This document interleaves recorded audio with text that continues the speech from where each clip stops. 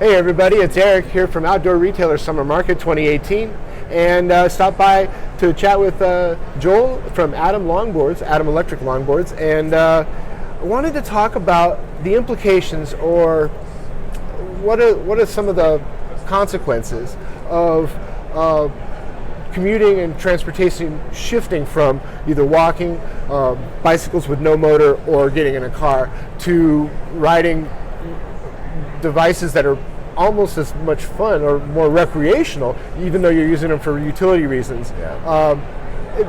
Things are changing very rapidly on the street. Yep. We have these new e-bike or e-scooter fleet that we had. Bird came in, Lime came in. They just dropped the scooters off.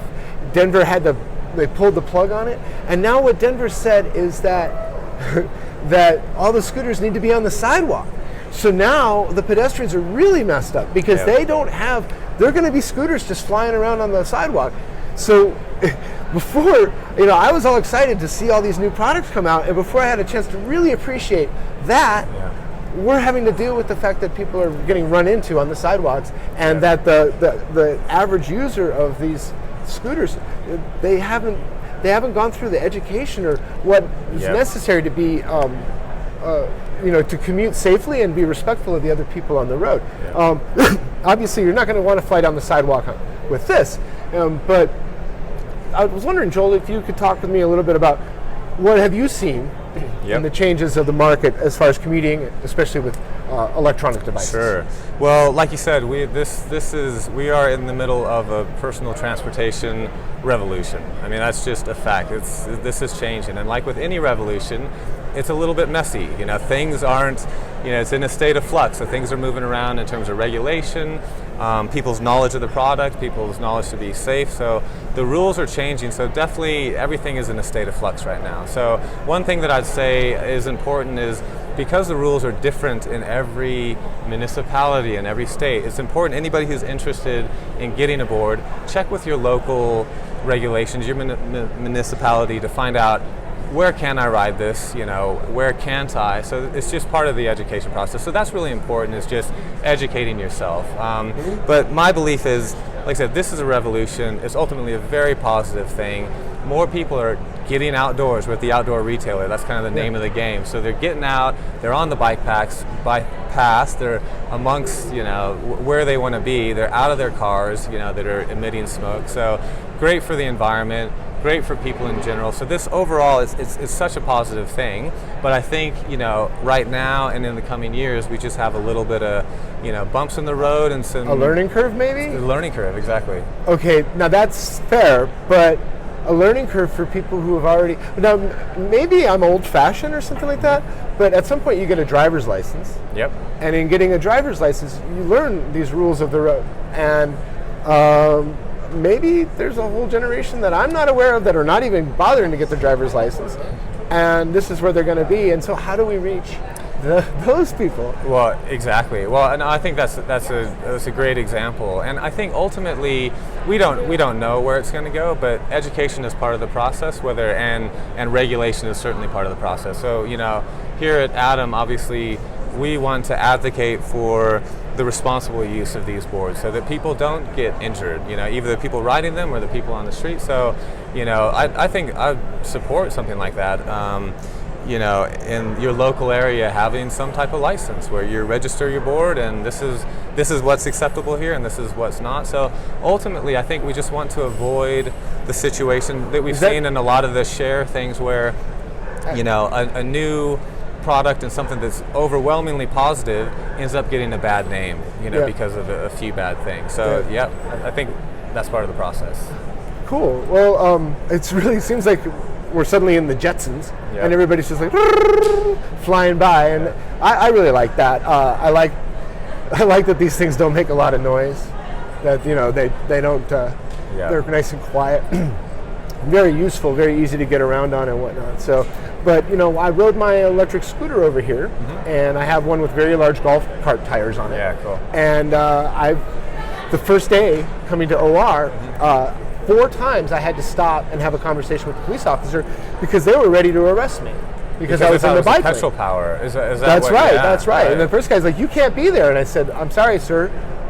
this is classified as a bicycle. I had to actually stop, go through the whole thing with him. He goes, well, how many cc's is it? Sure. And I'm like, there's no cc's. No cc's, yeah. It's electric. Right. I mean, it has a motor. Yep. I acknowledge that.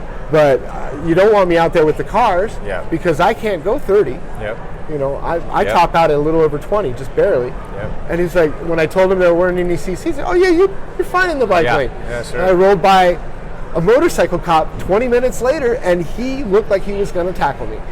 Like he was off his bike and he was arresting somebody else. He saw me running by, and he looked like he was going to jump me. I actually slowed down. I'm like, hey, you know, what are we doing? Yeah. So it's been very frightening to me because things are moving so quickly. The police officers, the LEOs, the law enforcement officers, they haven't sorted out how to deal with it. Sure. And that's why I brought up the etiquette thing. Yeah. Because if the users aren't practicing etiquette, then it's going to be incumbent on the LEOs to enforce etiquette. We don't want that. Yeah. Sure. I agree 100%. Yeah. You know, we want people to self-regulate, right? Yeah. Yeah, no, that's great. And you've given me some ideas actually on things that we can do as a company. Certainly, we always promote safe riding, but maybe even and we have a Learn to Ride video that teaches people, you know, how to ride. But even doing one that's specifically on that about etiquette when you're riding in, you know, shared spaces is a great idea. And there's a term I learned from going to the outdoor retailer market in Salt Lake City. And in Salt Lake City, there's a phrase or a saying. It says, "Behave like a guest, you'll be treated like a guest." Yeah, beautiful. So, or respect gets respect, right? Yeah. Well, Joel, is there anything else you want to add about this? Is there something that you see coming up in the future for electronic commuting? Is there something on the horizon that we should know about? Yeah, well, I mean, being the R&D side of the business, there's a lot on the horizon. So it's incredibly exciting. I mean, because our origins are, and part of our flares in the off-road side of things, we have really exciting things coming out in the off-road side, you know, full electric mountain boards that are very powerful, and you can get up into the hills and go for, you know, way longer than these boards. And so the recreational side, that's really, really exciting. Nice. And also exciting because that gets you out of the, you know, the maybe congested areas, which, you know, there could be some conflict in there. So that's a big part of our business. And the other part is just what our brand's about, and that's just making, you know, affordable quality boards that are accessible to people and that they can have a blast on. And the one other thing we didn't say that is obvious, and I felt we didn't need to say, but I kind of feel like we need to bring up now, no gas. You don't have to go to the gas station. When you get home, you plug it in the wall. The next morning you get up, you've got a full tank of gas, and it's really nice not going to the gas station. Yep, that's fantastic. The one thing that I would say on that is, when you are something to be aware of, people often think, okay, electric boards are, you know, they're great for the environment. Where you get the electricity to put in the board determines whether or not they are good for the environment. So if you're plugging in to the wall and you're not utilizing green power from your power company, or you don't have solar panels on your roof, you're helping a little bit. At least you're not emitting, you know, fumes out the back of your board. Well, and the supply chain for petroleum getting to the car is a little bit longer. Yeah, exactly. So it's a little bit more efficient to get the energy. So it is more efficient, certainly, but I would just advocate for people to think, where does your electricity come from? Well, that's a good point. And take that extra step to do the right thing and go green with your power. Awesome. So something like if you have an option with your public electric to purchase your power from solar. Solar, wind, there's all types of options, and a lot of power companies do have that, and or, you know, rooftop solar, whatever it is, just something to be aware of. Well, thanks, Joel. Fantastic. Thanks for stopping by. Yeah, you bet. Yeah.